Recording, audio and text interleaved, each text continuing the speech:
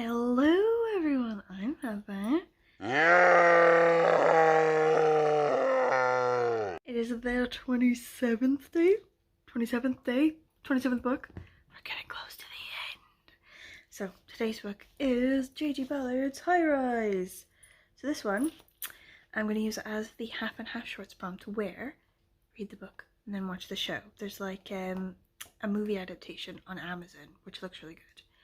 So I have the book, but I've been waiting for ages to get my new Audible credit so that I could get the audiobook of this because it's narrated by Tom Hiddleston, which sounds fucking banging.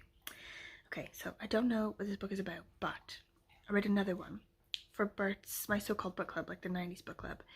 Can't remember what that one was called. I'll put it somewhere. But it was by J.G. Ballard, and it was banging. So I'm hoping this one will also be good. This one is a gripping read, particularly if you like your thrills chilly, bloody, and with claims of social relevance.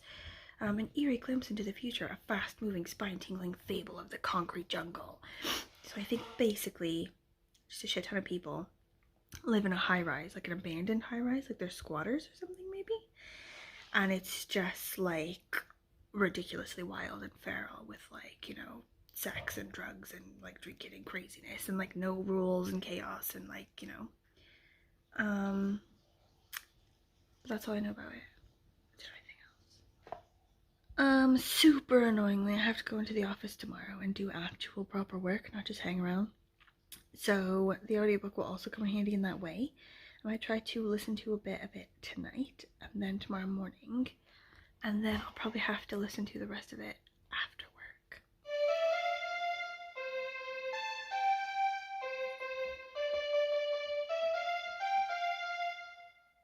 Yeah. Okay.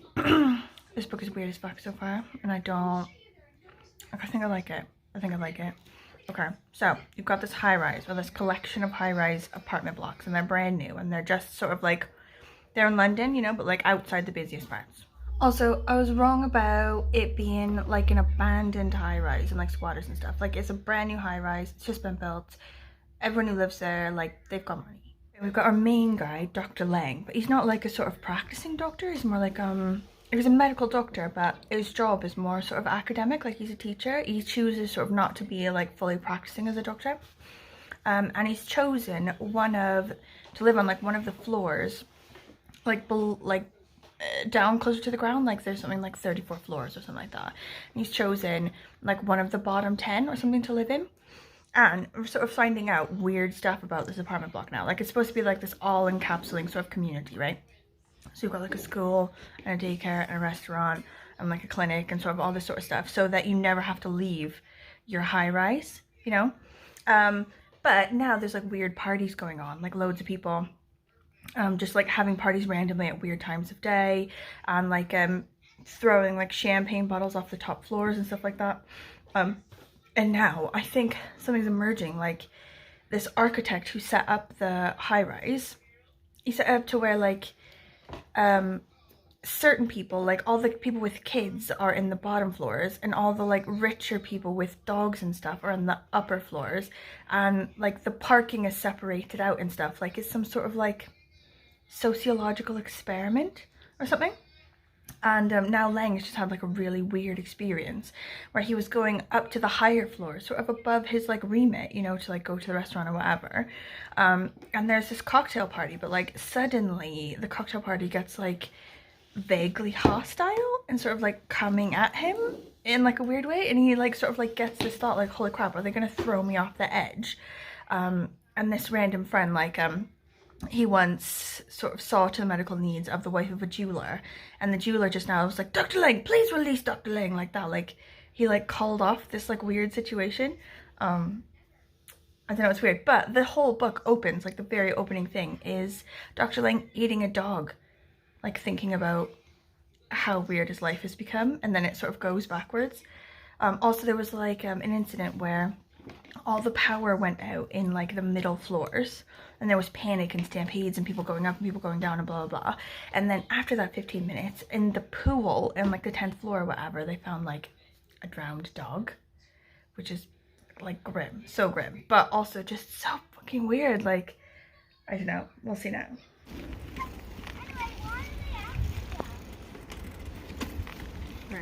reading stuff online about this book. It's got high-rise inquiries into the ways in which modern social and technological landscapes could alter the human psyche in provocative and hitherto unexplored ways. And he is, in this book, on about like a new sort of social class, like made from this high-rise situation. Like everything you need in life is in the high-rise, so you never need to leave. You never need to interact with like normal people that still live their lives in normal ways. Like you can just completely change and like alter your whole existence inside the confines of this building. And everyone's like becoming way closer to each other on their floors. Like they leave their doors open and they just leave their TVs on silent and sort of like just wander in and out of other people's apartments, but they never leave their floor. And anyone on any other floor is like immediately the enemy. And you've got like these wanderers, like these sort of, I guess, bored housewife types. I don't know, like they're in like a zone or like a fugue or whatever, and they end up just wandering up and down these like super fast elevator things and end up on other floors. And they just had one where one of these women ended up on another floor and looked out and saw a gazillion people waiting in the lobby bit for the elevator, and then they just attacked her and like beat her down. This book is weird. Pizza places. Yeah, it's amazing. Johnson Pizza. I've just had like lovely fresh Babe, pasta. do you want some pizza? But you could also get a pizza. But you could have pizza. And no one would know because I wouldn't tell anyone. Would you, Hannah? I would never say anything. Hannah wouldn't tell anyone. No, I'm not. It'll be secret pizza. Oh my god, they got a pizza with baked potato on it. Oh my god. I saw, there's one I see with julienne potatoes. Oh my god. Like, I know it sounds disgusting, but it looks amazing. Oh my It's god. got mozzarella, Italian sausage, baked potato and pancetta, and it looks amazing. I'm not gonna lie to you, I did not think this was gonna be an actual whole pizza. I also got myself an arancini ball because I love them. Okay, I feel like we have to put it on the Insta. Be able to get a correct photo because I don't have good light today. Maybe if I just go in really close. Oh my god, it's not like why did I say no to a pizza?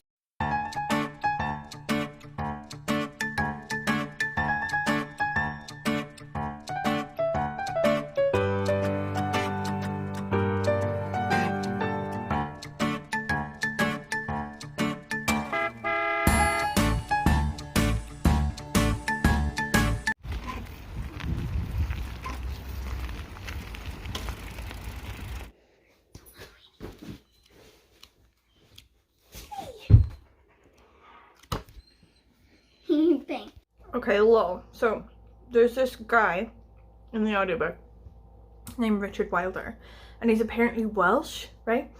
I don't know if they actually said in the book that he's Welsh and from Wales or whatever, and I just missed it, or if it's some sort of like production choice for the audiobook, maybe like a tie-in with the movie, I don't know, but apparently it's Richard Wilder. He's a documentary filmmaker. He has a family, he lives with his family in like the lower floors of the high-rise, you know? So they like stratified themselves now, you know, like working class in like the lower floors, middle class in the middle floors, like rich people at the top or whatever. So he lives with our Dr. Lang in like the bottom floors. And I don't know if like Tom Hiddleston like has to do this Welsh accent now because it states in the book specifically that he's from Wales, or if that was like a decision from him. Maybe if he was like, you know what, I do a banging Welsh accent, can I just give this a go? Can I give a Welsh accent a go? And then like 15 guys from London who've like maybe heard one Welsh person in their whole lives were like, you know what, that's a brilliant idea. But I feel like it's gone wrong. I feel like this Welsh accent situation has gone wrong.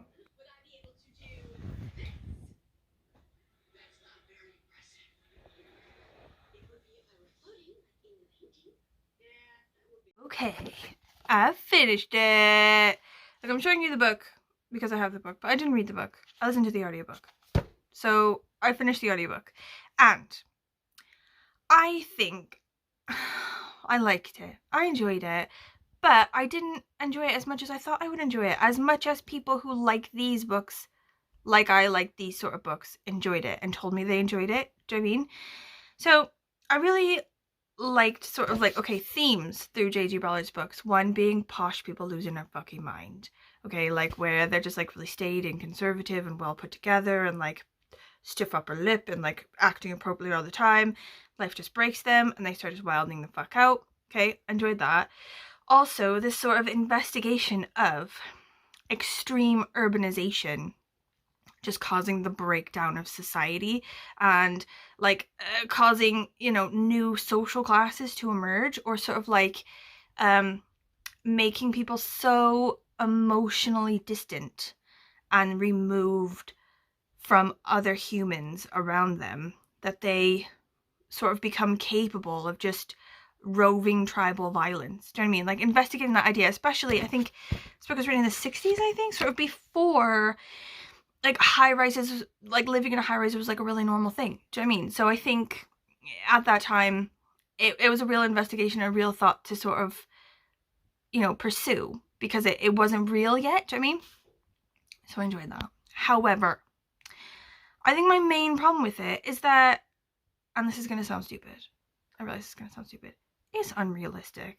I know that saying like a book like this, like, it's unrealistic, is like saying like watching Rambo and being like, he wouldn't have that kind of gun, you know, like, that's the part you find unrealistic. Do you know what I mean? Like that, like, I know it's stupid, but I feel like, you know, when you're reading a novel and you're living in that world, the world of the novel with those characters, it's gotta sort of make you feel like at least, you know, you're like with them, like you're game to the plan, you know, like you, I don't know, understand like why various things are happening, you know. I feel like shit went down really intensely, really fast, like way too fast, like killing dogs and children fast, like sort of from the go. Do you know what I mean? Like, he sort of tries to start it as like, oh, I'll just drop this champagne off a balcony and that's just a, you know, I'm bored and that's interesting and I'll do that. But that's like fucking, you know, dropping champagne off a balcony, that's dangerous as fuck, and it's pretty crazy because champagne's pretty expensive, you know, like,